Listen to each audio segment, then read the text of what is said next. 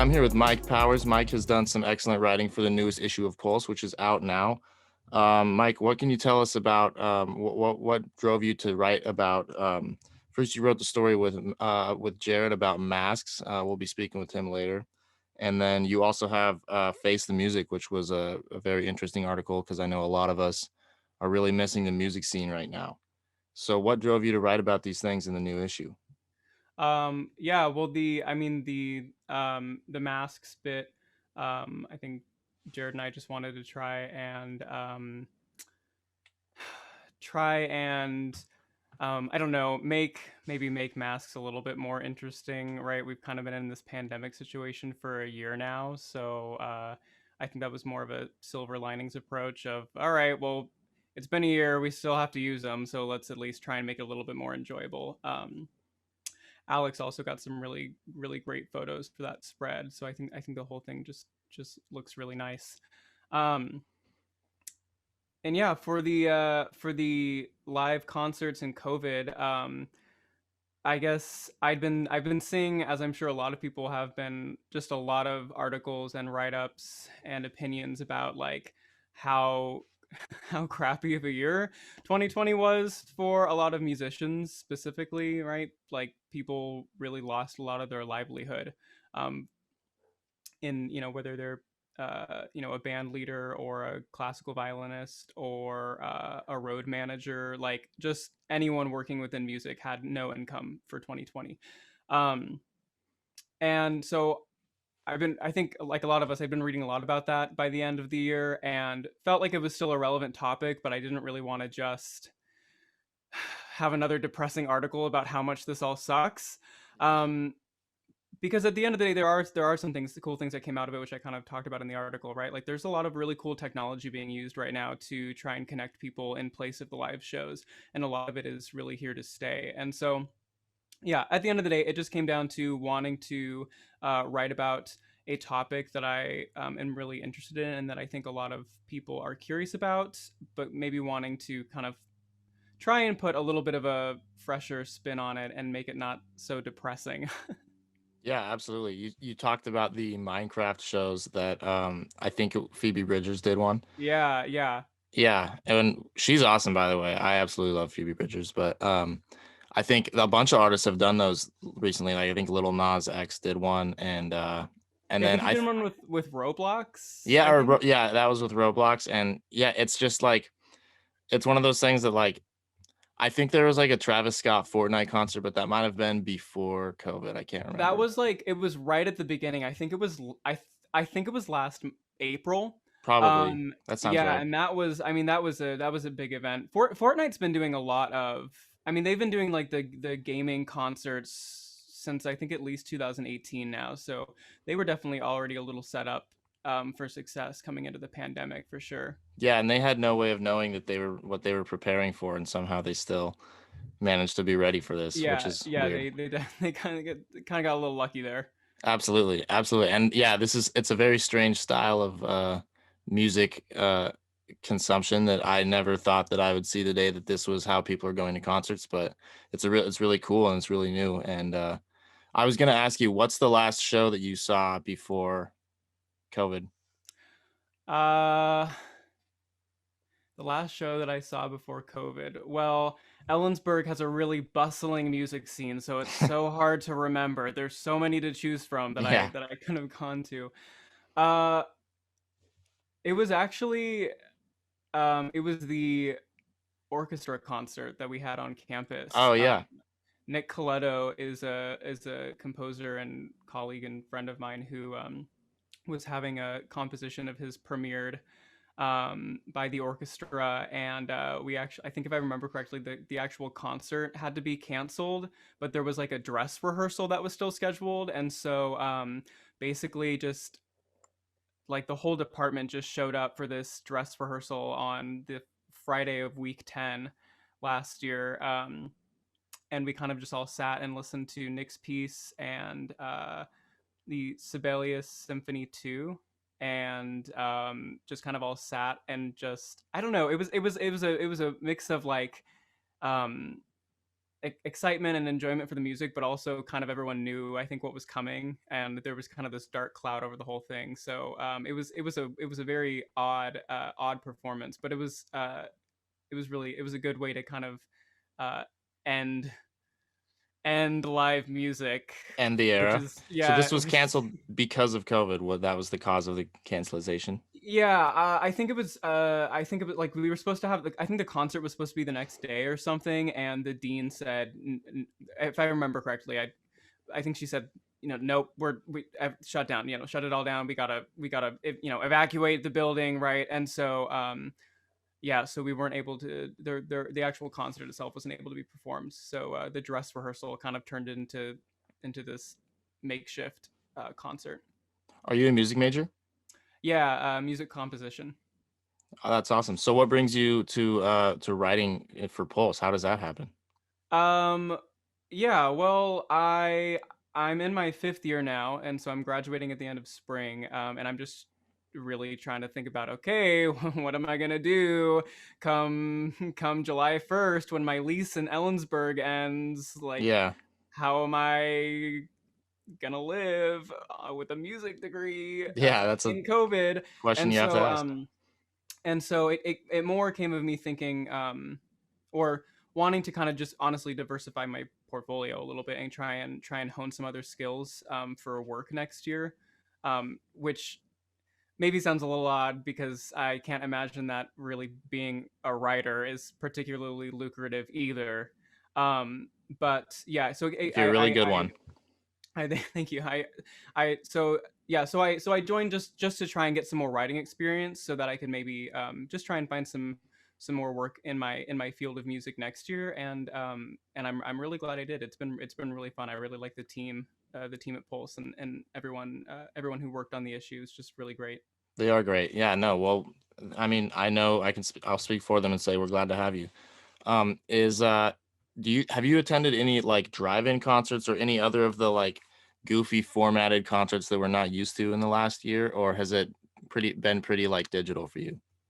Um, I'm trying to think. For the most part, it's been digital. Any What other concerts have I gone to? Yeah, I haven't tried the drive-in thing. All I heard about that was that it was ridiculously overpriced.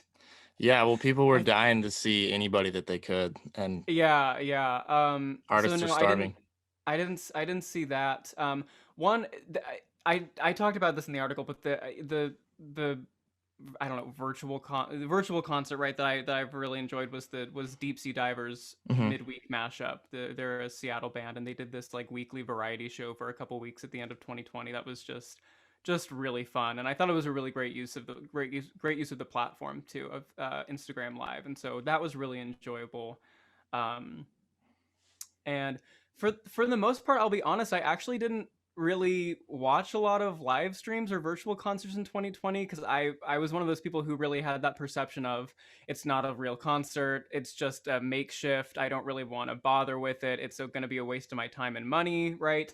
And then as I was doing more research for this article, I actually realized, like, oh, there's actually a lot of really cool stuff going on. Hmm. The Billie Eilish live stream had just ridiculous visuals. I I mean, technically, it's all on YouTube. I don't, I don't know if it's supposed to be, but you can Yeah. go see there. I mean, some of the stuff that people are doing with the technology is really, really cool, and I think it's definitely shifted my thinking a little bit from virtual concerts are a replacement for physical concerts to, like, virtual concerts and live streams, I think, can really offer their own unique musical experience independent of a live concert. And it kind of reminds me of the difference between like recorded music and live music, right? Hmm. Like, no one thinks that an album, like a recorded album, sounds the same as going to a live show, right? But you still Hmm. wouldn't say that because a recorded piece of music isn't the same as a live piece of music, that it's inferior. It's just kind of a different listening experience, and I think that's the potential that virtual concerts have. I don't know if they're quite there yet, but I think that's maybe a way forward for them in terms of branding, I guess.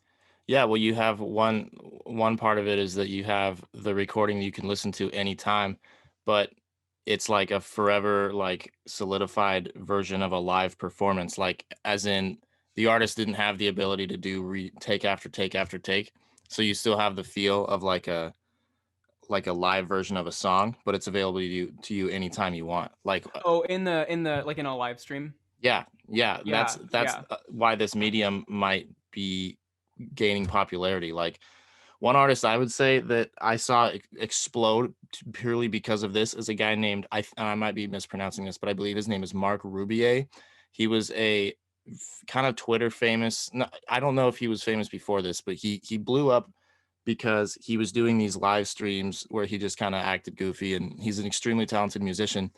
And he started doing live shows and stuff right before COVID. But like since COVID, this medium that you're talking about has made his music explode, and he's like Mhm. everywhere. He started doing like live streams with Erica Badu and Oh, sweet. Ice T, and like just huge popular artists, and he's all over podcasts and everything now. And What is he's I saw some type of live stream thing with Erica Badu, and it it was was like, Loop. He goes by Loop Daddy, I think, is his like, or I think his artist name is still Mark Rubier, but I think people mhm. call him Loop Daddy. And he does like loop based music, so he plays every instrument but just on a loop, and then he sings too. And it's Okay, usually okay, funny, yeah. like it's, but he's a great guy that, or a great artist that, yeah, this medium that is fairly new has done great things for him. And also for artists like the ones you're talking about who already had an established base, and this happened and they were like, what am I going to do now? So Mhm.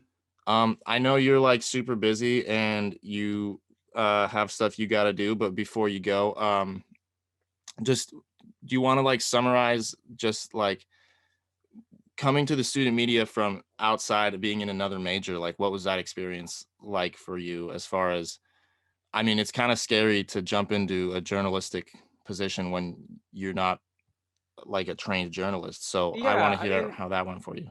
I mean, there was a little bit of a learning curve. There still is actually, yeah, with things like AP style, right, and like kind of the conventions of writing and the tone and the style, right. I kind of like my quotes to be a little bit longer than I think my editors really like, which That's is the hardest some part. some feedback that I keep getting.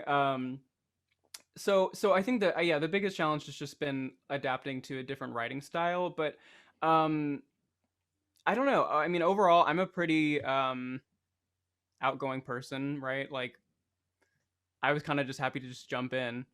So that part I wasn't too worried about. And you know, at the end of the day, like, um, I like people and I like storytelling, and I don't think that you have to be a trained journalist to tell a good story. I think you just have to be invested in the story.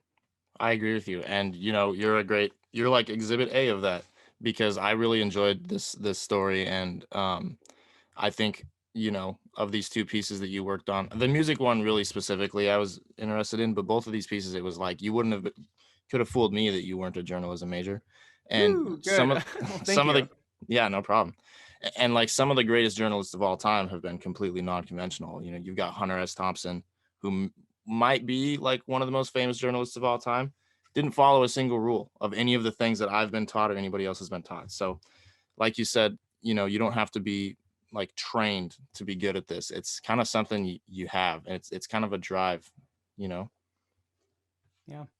But anyway, Mike, thank you so much for being here. I really appreciate it. You're doing a great job, and I loved your stories this Yeah. quarter. Cool. Thanks, Jared. Thanks for having me on. No problem. You guys should check out Mike's work in the newest issue of Pulse. It's also available on the website, but we all know about that. Thank you, Mike. Whoa. All right, now I'm joined by Jared Galanti. Jared, it's good to have another Jared in the house. It's the Yeah, first time. thanks for inviting me. I appreciate it. I was looking forward to this, so let's do this. Good, good. I'm glad that you spell your name the right way, because there's all these Jareds out here that don't know how to spell it right. It's weird. Exactly. I remember my mom actually told me when she came up with my name, she had mentioned that there were so many different ways you could spell it, Mhm. and she really just liked the Jared, and that's what she went with. Simple, straightforward, no Exactly. repeating letters. That's all you need. Exactly. No offense to any other Jareds out there.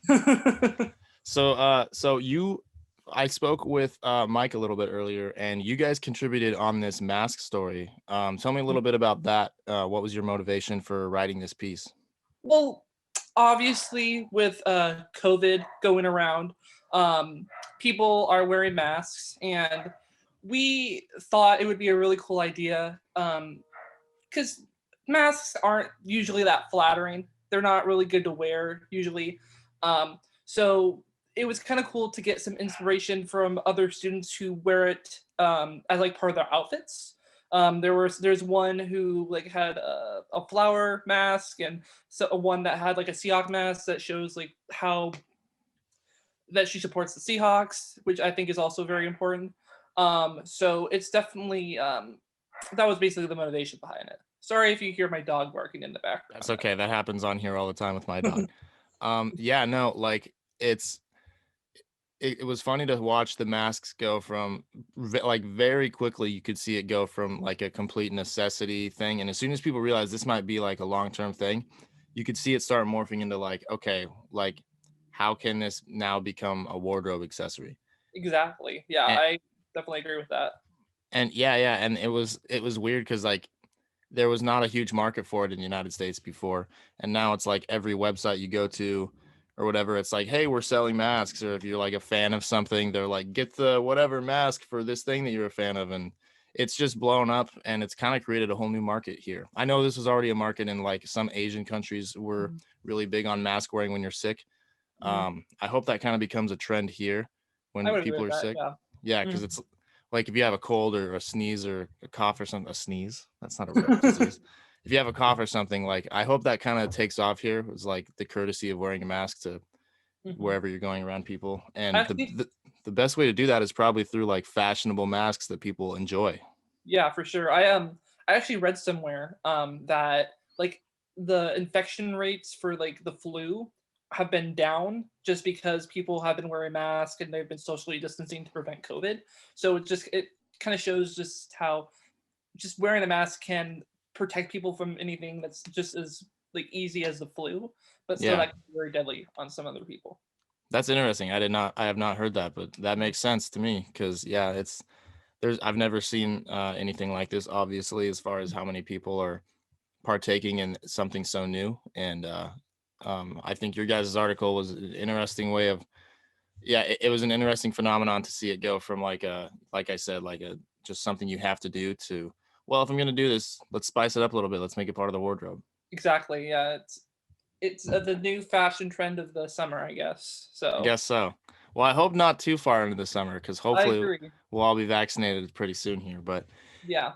anyway, your other story was I would say very important because it's something that a lot of, well, I would say something a lot of people are dealing with now, Mhm. but something that all of us are going to have to deal with at some point, I and agree. that's losing a loved one. How do you go about that healthily? Well, honestly, there are multiple ways you can go about it. Um, uh, this story is actually kind of dear to me or close to home because my father just passed away back in October I'm from sorry to hear that. cancer. Yeah. So kind of digging through this article or researching it, it kind of helped me in a way. It kind of showed me that it's okay to have these feelings during this grieving period because everyone's going to go through it, and it's not like there's not like one like set program or step like a steps that people go through. You go through it in and out.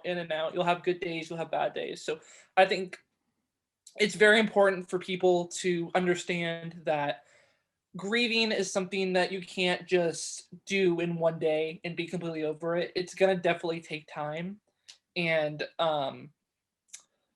yeah, it's just it definitely you need you need that time to um, let yourself kind of let go in a way and move on. Absolutely. And sometimes that might be a week, that might be a month, that might not be for 10 years. Like, and it just depends really on the person. And I think it's really important that people understand that it's okay to take a lot of time to grieve someone, because you lose someone that you love. Like, and that shows, hey, I love this guy so much that I miss him, that I'm crying over it. Like, Yeah, it's important, and it's a good thing to know that other people should know that grieving someone doesn't make you look weak. It makes you it shows that you were close to this person, that you love them, that you cared about them with all your being so much that you're crying about them even though you will never see them again. That is absolutely. very, yeah. Well, emotional maturity is a form of maturity, and that's Mhm. something that for some reason a lot of people struggle with, and it wasn't a big part of the culture that we have around here for a long time, and it's something that a lot of people are working to normalize now, and thank God they are, because it's Yes, 100%. I agree with that. you've got to be able to have your time to cope Mhm. with things like this. It's like I said, it's something that everybody goes through eventually, but Mhm. nobody's ready for. No Exactly. one's ever ready for it. Even like with my dad, we knew that he wasn't going to last very long, but at the same time, like when we found out when he did pass, it was heartbreaking. Like I remember when we got the call, or we got the feeling like he's gone. I remember I just completely bawled. Like, I was just destroyed, because there was someone I looked up to, someone that I loved very deeply, even though I may not have had the best relationship with. Mhm. I loved and I cared for him, and I am so grateful for the things that he has taught me, and stuff that, and I do have good memories of him that I'm really thankful for, that I can go look back at now and be like, oh my gosh, I'm so happy I was able to do that with him, or blah blah blah. And it's definitely something that people are going to go through, and it's definitely going to take time, and that just shows that you really do care about that person. Absolutely, man. Absolutely. This is such a difficult thing to write about, that when I saw that this is the article that you had in Pulse, I was very surprised, because I think first of all it's very brave, especially given how recent it happened. So Mhm. I first of all I find it very brave that you wrote about this. Yeah, my It's- mom my mom actually, when I told her what my article was, she was like, you probably should tell them that you're kind of going through this." And I'm like, "Mom, I'm okay. I can do this." And I got through it. And yeah. if your article had been out maybe a year ago, it would have helped me out a lot of the situation I was dealing with. And I'm sure most people listening to this, or just most people that have read your article, have probably, the second they started reading it, they thought back to a moment in their life, or they thought forward to a moment that hasn't yet come for them. And it's a very helpful thing to hear that other people also struggle. And that's something that a lot of people are scared to admit, that they struggle as well. But hearing someone that somebody else struggles with something that you also struggle with, or that that you will struggle with at some point, is extremely helpful in being able to deal with those things. Yeah, that's for sure. I would definitely agree with that. So, how did you decide that this is what you were going to write about this quarter? Well, honestly, it was the one I was assigned to. I pitched some ideas at the beginning of the quarter, and this was the one that they ended up giving me. But I was very thankful for that, because it kind of helped with my grieving process as well. Because I was still not 100% over my dad's death. I'm still not 100% over my dad's death. You may Uh, never be. yeah, so it's definitely something that when I saw it, I was kind of first out shocked. I was shocked because I was like, huh, that's that kind of hits home. But as I was researching it, and as I was like doing my interviews for it, I kind of learned through the interviews, like, it's okay to take time to grieve. Because one of the people I interviewed said, like, in other countries they take like over a year and then they grieve. Here in America, it takes we kind of have like this thing where we're expected to grieve. We only have a short period of time, and then we're supposed to just be over it. Hmm. And that's just not how the human body works. Like, No, we as humans need time to get over something and grieve and cry about something that we miss and lost. And it's very difficult to do that. absolutely. So, just to be clear, you weren't the one who proposed this for a story. Correct. Correct. Wow. I wasn't the one who proposed it. No, I was just assigned it at So the beginning. that's just kind of a miraculous, like, if there was anybody in Pulse that was going to write about this right now, it's a Yeah. dang good thing that it was you. Yeah, yeah, and like I said, my mom was kind of, when I told my mom what I was going to write about, she was very skeptical about it, but because she thought, oh, you might go down a path that you might not like, and you might get Yeah. scarred. And I'm like, I honestly don't think talking to like counselors and talking to people who are trained to help people through it is going to scar me, and it didn't. So I was very happy that I wrote it. Well, I'm really glad that this process actually sounded like it benefited you personally as well, because Yeah. I know that this article will benefit other people that read it. And I must say that, yeah, I think that's just really wild to me that this prompt landed in your lap. You know what I mean? Like, yeah, for sure. That's almost seems like fate. Yeah, I would agree with that. I would agree with that. Yeah. And yeah, absolutely. And not in the way that like I'm sure that when that happened, you must have been like, this is, wow, that's kind of a strange coincidence, but maybe this is what you needed to help you get through it. And I think your healing will be other people's healing.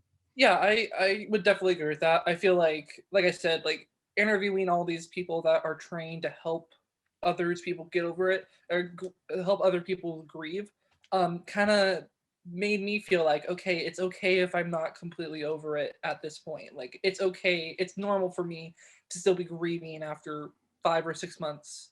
Yeah, I would say so. I honestly might never be completely over it, but I think it's good to know that that's a normal thing. Like, people sometimes never get over it, and that's okay. Like, absolutely. Mhm. Absolutely. Well, I, for one, I'm just very glad that you wrote this article. Are you in the journalism program as far as a major? Or... Yeah, I'm a digital journalism major. So are you also, have you done any other than Pulse, other media outlets yet? Yes, I did Observer during fall quarter. I was a scene reporter. And hopefully next quarter I'm applying to be a senior reporter again for Observer. Awesome. Mm-hmm. Yeah, no. So as far as like things you've written before, how did this story stack up against, like, this doesn't seem like a very conventional thing for you to write, No. When I was on the Observer, I kind of just wrote like articles about stuff that were happening within that news cycle. Like, I wrote one about like parties during Halloween time.